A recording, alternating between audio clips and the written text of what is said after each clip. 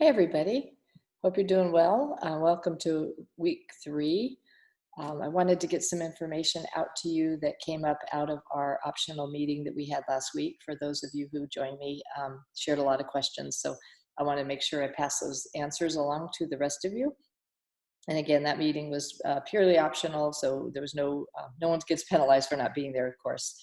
And it was good for me to hear some of the questions that were coming from this group, and hopefully I can address some of those questions. So what I'm going to do is I'm going to share my screen with you. We're going to go through the syllabus a little bit, break up our assignment number 1, and then I will address assignment number 5 at a later time, but we'll just focus on assignment 1 for now. So I'm going to share my screen with you.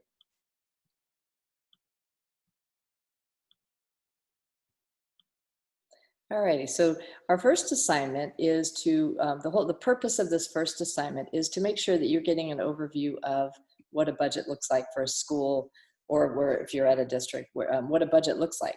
So you're spending other people's money, and what does that look like coming into you, and how does it go out? How do you spend it? So that's the purpose of this assignment, is you want to find out how LCFF has impacted you, but you also want to find out you can what you can spend and what you can't spend, and how you can spend your money.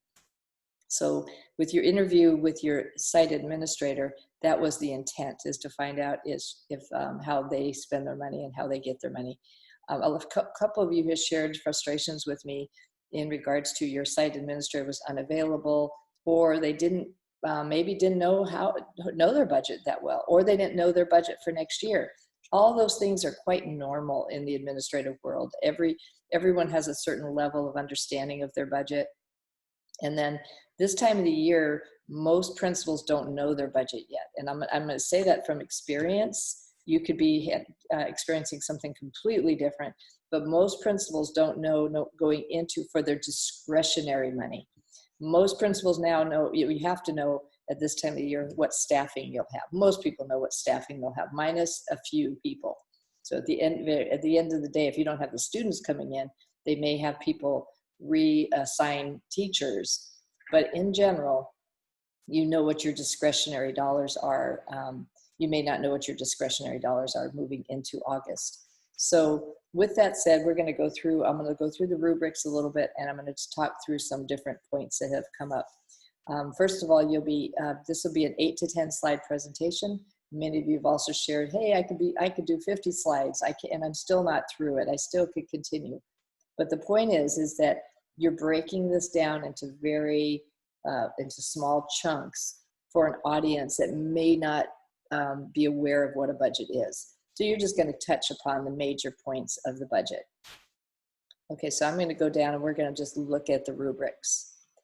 So in this, you're going to be looking, the first part is to get 6 points off the bat. You're going to talk about who you interviewed, your school, give your demographics, and how did you talk to that person? Your slideshow, do your PowerPoint in a way as if you're really going to use it. And in your notes on your PowerPoint or in your Google slide is what I'll be looking at. That's how I'm going to look at your thought processes. So the slides, you can keep minimal words on your slides, but in your notes, your speaker notes is where you're going to be putting in the information to justify what's on the slide. So you don't have to put all the words on the slide. You can even use graphics if you like, pictures, whatever you want on your slide. But in your speaker notes is where you're going to be putting your information. Except for, the first slide is going to be what's the school, the topic, the school, the stakeholders. Okay, so then the next one came out as a real problem for a few people. They said it's identification of any problem, challenges, and hypothesis for the problem.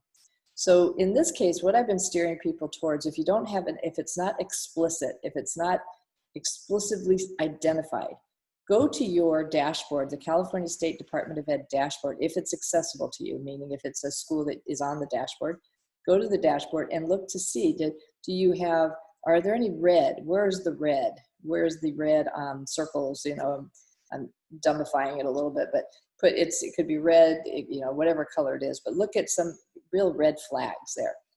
Is your budget aligned to that at your school? So that would be a challenge. So the challenge would be, maybe you have a very high percentage of students that are English learners. Is your budget, then look at that to see if is your budget aligned to that. Are you putting money into a strong English learner, English language program? So that would be something that would be identification of a problem or challenge. Or are your students really low in reading? So do you have a strong reading program putting in with your budget? As far as the data collection analysis, that would be the similar thing. That would be the data. So when you're looking at the data, and I'm going to push you towards the dashboard again, because you can see the data right there. Is that data on the dashboard aligned with your budget? So you can have a real robust conversation about that, of where you're getting your information, but it could be right in your budget. Your principal could have already handed that to you, say, this is why we're doing that, because these are our end of the year scores. And remember, we're looking at the end of the year scores last year, or it might be 2 years ago, whenever you had data last put in. So we didn't do the assessments this year, but it would be when they had the last assessments, because there's going to be a little bit of gray area in this case going forward to next year. So that's the data collection. And the action plan, addressing the identified issues and follow up with the plan. It's the same thing. You're going to discuss the action plans. It's a demonstration of that is what you're doing is you're citing your sources of how that money is being spent, and that you are showing that there's a very clear way you're spending that money. And then you could use, so it's talking about here, research resources. And what you could use is go back into some of the research that we gave you for this course. So a lot of the readings that we gave you directly impact this assignment. So you can go, because you're going to be talking about LCFF. So go back into your LCFF information and then put that in here. So you could use what we gave you as a resource, and then anything else that you have. And then you're going to be looking at any professional literature. And then again, this is what I'm talking to you about, the California Department of Ed. You could use their information, the dashboard for your information. And then, but you're also looking at how is it that you guys are using this plan to run your program at your school? So you could even say that the reason we are so strong is because we only focus on 3 things. And that those 3 things are language arts, English language development, and math. That's all we focus on with our budget. So you could kind of discuss that a little bit. That's your action plan. That's why we are so strong here at our school. Or that's where you identify gaps. And then you're going to be, so your presentation, you won't be presenting to me so much as you'll be sending it to me.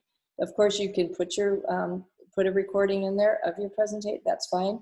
But in this case, have it look like it's something you're presenting to a staff.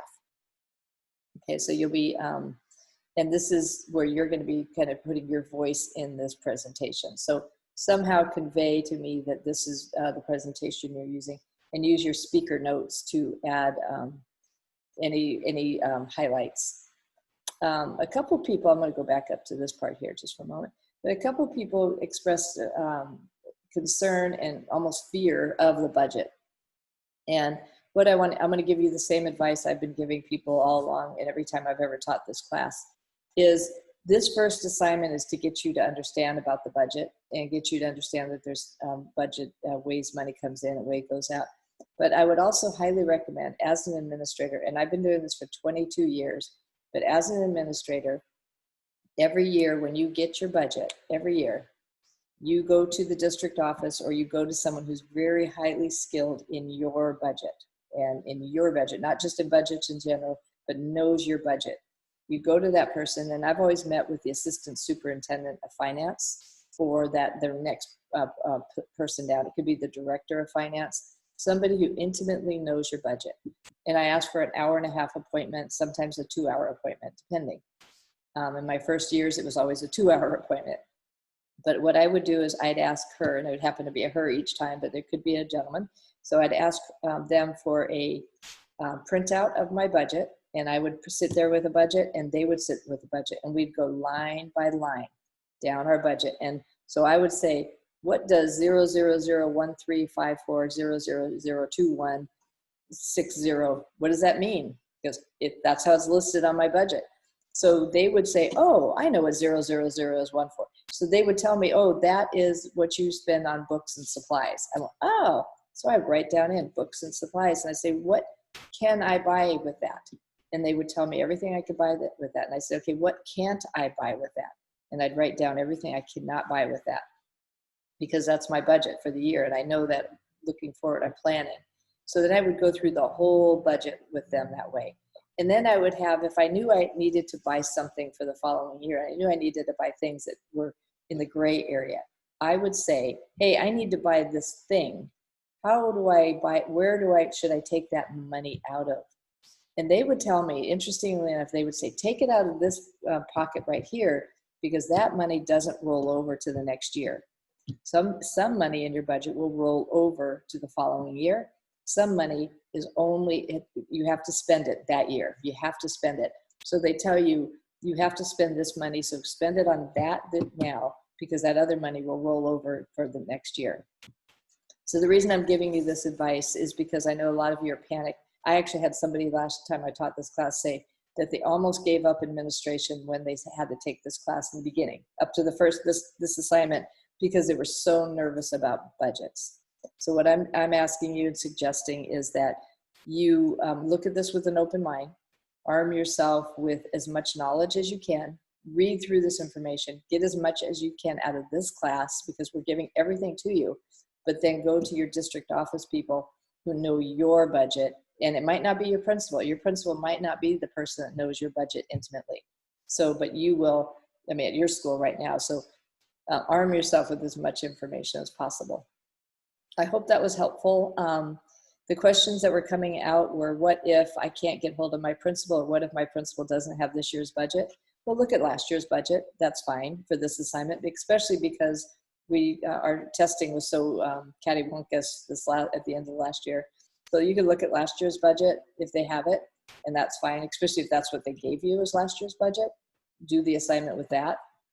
You can still do the data checks. Another thing is, what if you can't get hold of your principal? Then I would suggest getting hold of somebody who has a school budget that you could dissect. And because you do need, the whole point of this is you need to look at it and see what a school budget looks like. And you need to ask the questions about everything here. So, all right. I think I've covered everything, but if there's any questions you have, you're welcome to call me. My number is on everything I've given you, so you're welcome to call me, and a few of you have, and I encourage it, and I will be talking to the rest of you soon. But thank you so much.